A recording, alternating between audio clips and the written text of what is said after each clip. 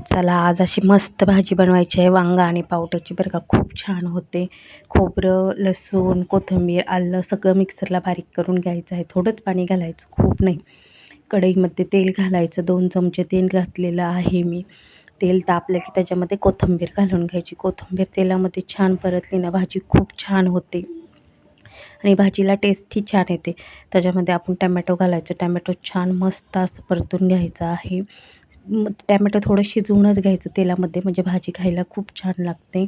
तुम्ही इथे थोडंसं मीठही घालू शकता. मिठामुळे लवकर टमाटा शिजला जातो. बारीकच गॅस ठेवायचा, मोठा गॅस ठेवायचा नाही इथे. टमॅटो आणि कोथिंबीर परतल्याच्यानंतर जे आपण केलेलं वाटण आहे ते घालून घ्यायचं आहे. बारीकच गॅस ठेवायचा, मोठा गॅस ठेवायचा नाही आहे. वाटणामध्ये खूप पाणी घालायचं नाही, मग वाटण परतायला खूप वेळ जातो. बारीकच गॅसवर वाटण परतायचं आपल्याला इथे. जोपर्यंत वाटणाचा कच्चापणा जात नाही तोपर्यंत आपण वाटण इथे काही भाजून वगैरे घेतलेलं नाही आहे. आत्ता तुम्ही इथे लसूण नाही घातला तरी चालेल. मी कांदाही नाही घातलेला, लसूण घेतलेला आहे. पण जे खात नाहीत त्यांनी लसूण नाही घातला तरी चालेल. आल्याचा थोडासा तुकडा घालायचा आणि छान वाटण असं ना तेलावर परतून घ्यायचं आहे. वाटण परतल्याच्यानंतर बारीकच गॅस ठेवायचा, मोठा गॅस ठेवायचा नाही, कारण दाण्यांचा कूट असल्यामुळे ना खाली कढईला लागू शकतं. त्याच्यामुळं छान इथे असं परतून घ्यायचं आहे वाटण. मसाले घालून घ्यायचे. आपले बेसिक मसाले, गोडा मसाला, मिरची पावडर, हळद, कोल्हापुरी मसाला घातलेला आहे. मी घरी केलेला जो मसाला आहे तोच घातलेला आहे. खूप छान टेस्ट येते आणि रंग पण खूप छान येतो. थोडासा मटण मसाला घालायचा, खूप असे मसाले घालायचे नाही, बेसिकच मसाले घालायचे आहे. हळद घालून घ्यायची आणि मसाले छान असे परतून घ्यायचे आहेत तेलावर. तेल सुटेपर्यंत मसाला आपल्याला इथे परतायचा आहे. वाटण तुम्हाला खूप कमी वाटत आहे, पण ना शेंगदाण्याच्या कुटामुळे भाजी घट्ट होते आणि मला खूप भाजी नव्हती करायची, त्याच्यामुळे ना मी वाटण थोडं कमीच घेतलं.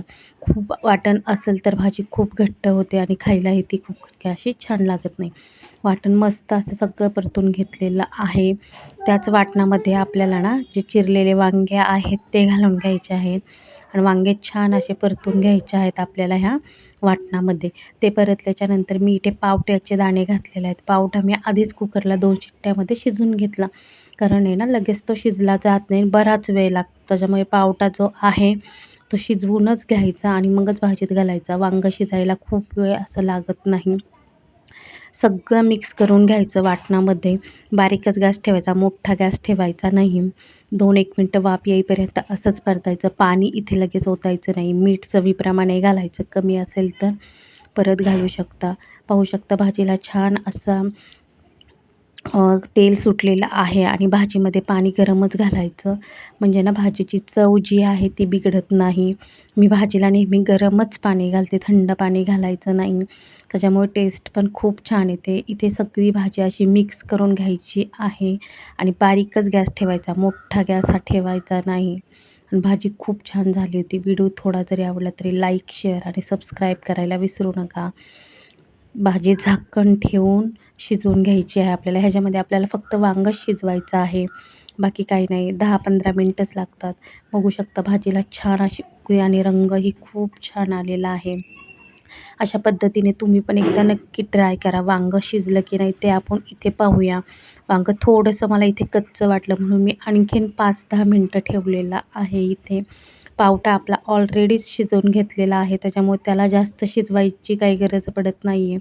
त्याचा अर्क आणि ना वांग्याची भाजी खूप खूप छान लागते. तुम्ही अशा पद्धतीने नक्की एकदा ट्राय करा. पाहू शकता भाजीला रंग किती छान आलेला आहे आणि भाजी खायलाही खूप छान लागत होती.